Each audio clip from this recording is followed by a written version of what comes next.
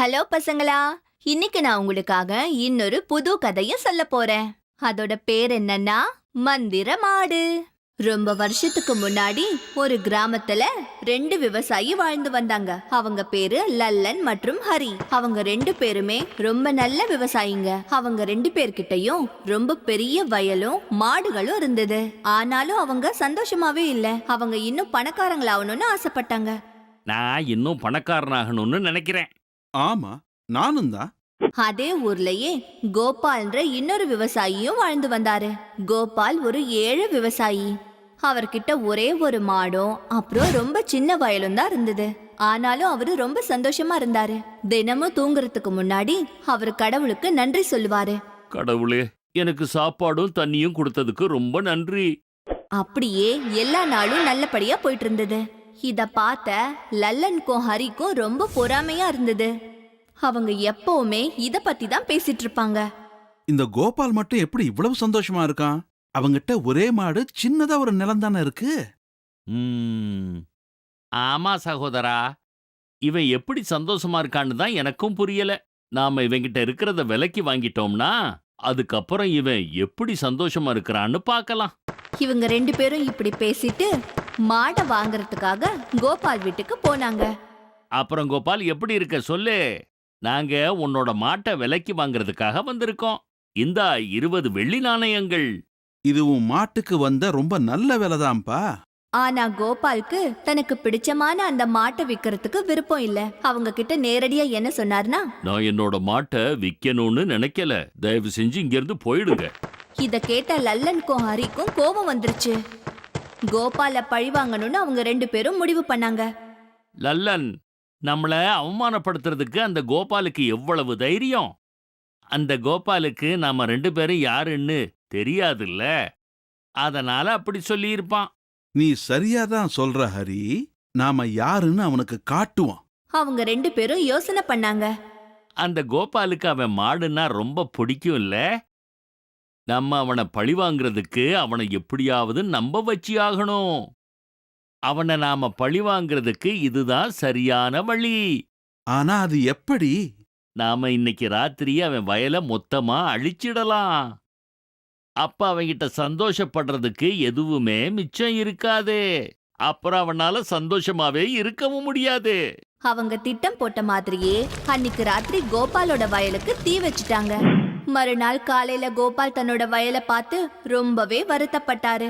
அவர் அங்கேயே அழுகவும் ஆரம்பிச்சிட்டாரு. அட கடவுளே, நான் இப்ப என்ன பண்றது? கோபால் ரொம்பவே உடைஞ்சு போயிட்டாரு. ரொம்ப நாள் ஆகியும் கூட கோபாலுக்கு வயல்ல நடந்த விஷயமே தெரியல. அவரோட பசுவும் பசியோட இருந்தது. அந்த பசுக்கு உணவளிக்க கூட அவர் கையில காசு இல்ல. அப்ப அவர் என்ன யோசிச்சாருன்னா, என்னால இந்த மாட்டுக்கு உணவு கூட கொடுக்க முடியலையே, நானும் பசியில இறந்துடுவேன். அதனால இதை விக்கிறது தான் நல்லது. மறுநாள் காலையில அந்த மாட்டையும் அதோட விற்கக்கூடிய சில பொருட்களையும் எடுத்துட்டு சந்தைக்கு போனாரு.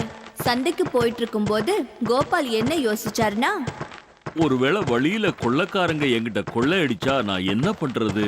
அப்படி நடந்தா எல்லாத்தையும் நான் இழந்துடுவனே. இப்படி யோசிச்சதுக்கு அப்புறமா கோபால் தன்னோட கையில இருந்த கொஞ்சம் பணத்தை எடுத்து மாட்டோட கழுத்துல கட்டிட்டாரு. ரொம்ப தூரம் நடந்து வந்ததுக்கு அப்புறமா ஒரு இடத்துல கொஞ்ச நேரம் ஓய்வெடுக்கலான்னு மாட்டை கட்டி வச்சாரு. மாட்டை அங்க கட்டிட்டு அங்க பக்கத்துல இருந்த ஒரு இடத்துக்கு போனாரு. அப்ப அவர் மாட்டு கழுத்துல கட்டி வச்சிருந்த வெள்ளி காசு ஒண்ணு தன்னால கீழே வந்து விழுந்துச்சு. அப்ப பக்கத்துல இருந்த ஒருத்தர் அதை பார்த்து ரொம்பவே ஆச்சரியப்பட்டு என்ன யோசிச்சாருன்னா, மாட்டோட கழுத்துல இருந்து ஒரு வெள்ளிக்காசு கீழே விழுந்திருக்கு. இது ஒரு மாய மாடுன்னு நினைக்கிறேன்.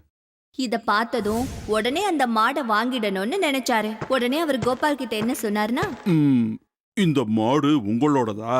ஆமா, என்னோடதுதான். ஆமா, இதை எங்க கொண்டு போய்கிட்டு இருக்கீங்க? நான் இந்த மாட்டை விக்கிறதுக்காக சந்தைக்கு கொண்டு போய்கிட்டு இருக்கேன். அப்புறமா அவர் என்ன யோசிக்க ஆரம்பிச்சாருன்னா, இந்த ஆளுக்கு அந்த மாட்டை பத்தி தெரியாதுன்னு நினைக்கிறேன்.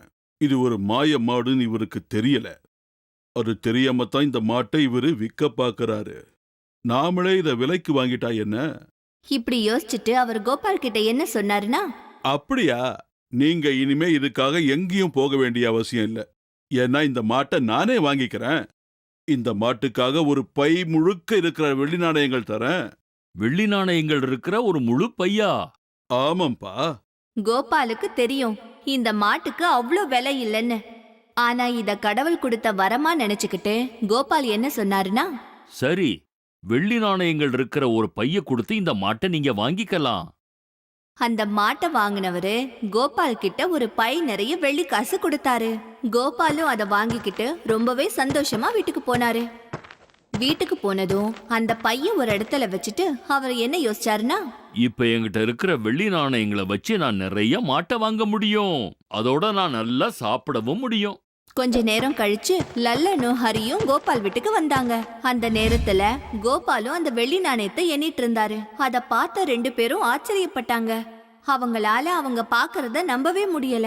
அப்ப என்ன கேட்டாங்கன்னா, இவ்வளவு வெள்ளி நாணயங்களா? இவ்வளவு உனக்கு எங்க கிடைச்சது? ம், என்ன கோபால், உன்கிட்ட இவ்வளவு வெள்ளி நாணயங்கள் எப்படி வந்தது?